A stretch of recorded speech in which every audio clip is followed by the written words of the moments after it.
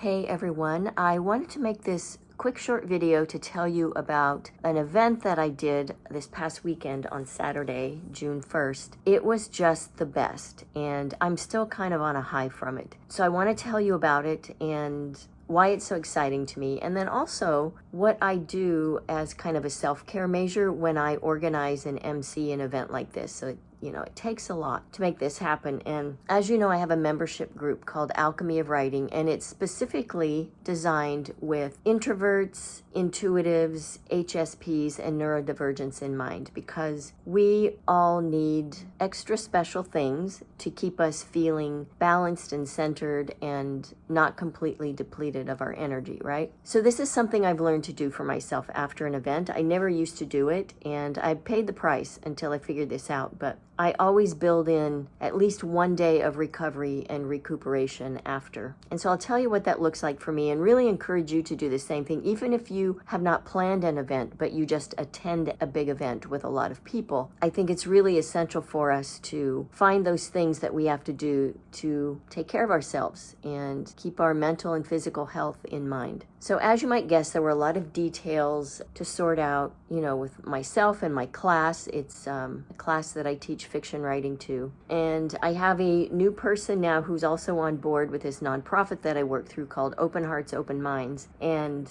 he helped me, which was fabulous because I haven't had that in the past. And so he's going to be on board assisting me with these things moving forward. So that's going to be great. And I will say this, it wasn't like thousands of people. It wasn't that kind of event. It was on the small side, but there were a lot of details to sort out, and getting people ready who had most of them never written fiction before. In 10 weeks time, getting them prepared for this, and then, having a rehearsal and teaching them how to do a public reading. So the event ended at 3 p.m. on Saturday, and so I came straight home and started my recovery process. Even though I was still in that really high amped kind of mode, soon after I start getting these weird conflicting sensations, like I'm super amped up. And then this is very common for people with atypical brain wiring to start going back through the whole damn day, thinking every damn thing I said and worrying like, oh no, did I offend someone when I said that? Did I do this wrong? And so that was starting to happen. And so I just lay prone on the couch and stared at the ceiling, processed everything, stared out the window, watched movies and TV. I also had some wine and chocolate. And there's also, for me,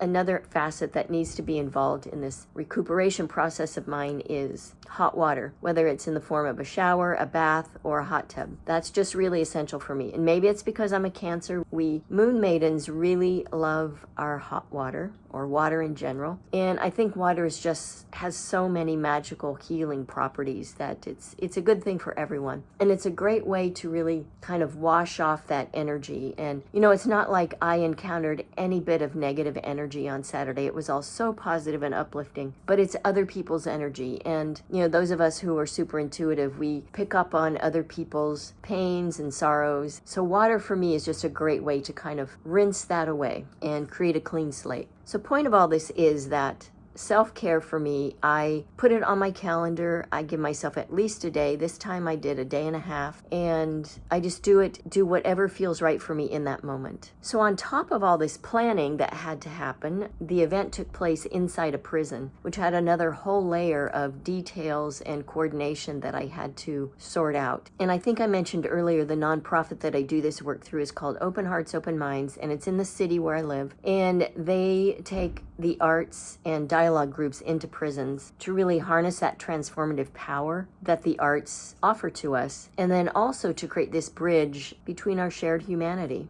with those of us who live on the outside and those who are on the inside. And it's a really beautiful organization, and I am so grateful and proud that I'm able to do this work through them. So, about the event. I do this work because I've always believed that there's a lot of untapped creative genius behind prison walls, and I've not been proven wrong. I've been going out to this particular prison for going almost 3 years now, and 2.5 years. And this is our very first reading that we did, though, on the inside. And so it was a big deal. But I will say the vulnerability and the willingness I see in the people that I work with to try something that they many of them flat out believe they cannot do. Really applying what I teach them and then learning how to write fiction. And if they want to draw from their personal life experience, how to do that. How do we fold that into fiction when we do it? Or how do we take our life experience and create a fictional story out of it? There's so much letting go that has to happen. Letting go of, well, it didn't really happen that way, but then, them understanding that, well, we can actually make the point of this exploration of the human condition that much more potent if we do these other things, use these fictional devices. Many of them had also not ever read fiction before in public. So we did a rehearsal on our last class. I get approval and I take in food and we do a little celebration on the last day, and I have about 10 or so weeks with them. So it's not a lot of time. And that's why I think I'm so blown away by the progress that they all make. And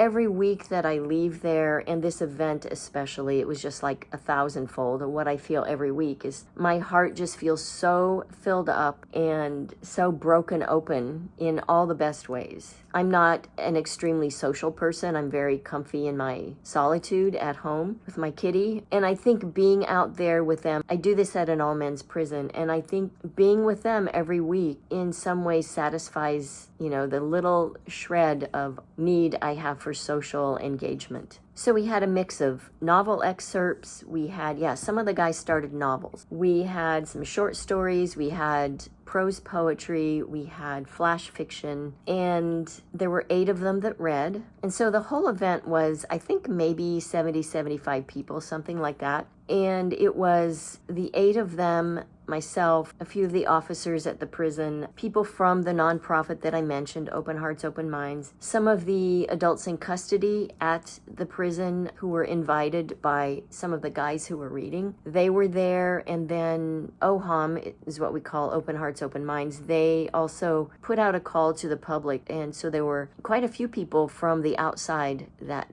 came to support and take part in the event as well. So it was well attended. It was so great, and everyone was so supportive. The audience, the writers who read that day, they were so supportive of each other, and it just made my heart feel all the good things that a heart can feel. And there was plenty of emotion woven in, it's just seeing them make this progress makes me tear up all the time. And their willingness to do it, their vulnerability just so gets to me. And there's kind of a joke in my classes because I get choked up often when I work with them. And they do as well. And, there was a fair amount of that at the reading. And it was just this precious human moment in time. And it all just left me with such a deep, profound feeling of gratitude that I'm able to do this work. If you follow me for a while, you know that I always say that I believe I'm on this earth to heal the world through stories, whether it's the ones I write and tell or the ones that I help others write and tell. And doing this work with the adults in custody at the prison just is so, I can't even find words to describe how fulfilling it is to me. And I feel very privileged and fortunate, honestly, to be able to do this work. And I'm so happy that I've been trusted with it. Anyway, that's it. I just had to make a short video and tell you about it because it was just one of the best days I've had in a while. And I always tell the guys, one of my favorite days, hands down, every week is Thursdays when I get to go hang out with them. And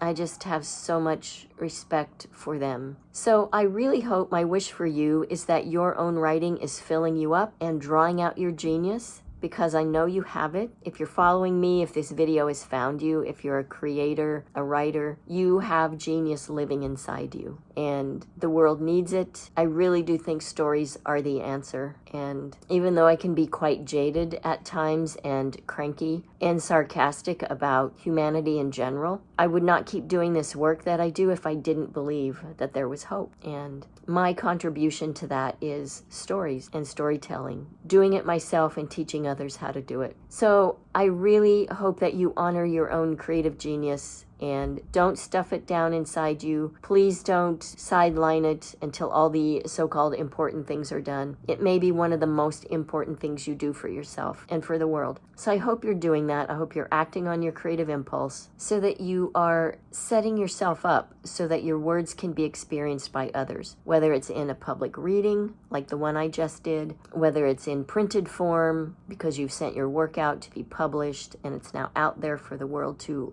consume and appreciate and be healed by. Just please honor yourself and your words and your practice. Get your words on the page and out into the world. All right, it's my pep talk for the day.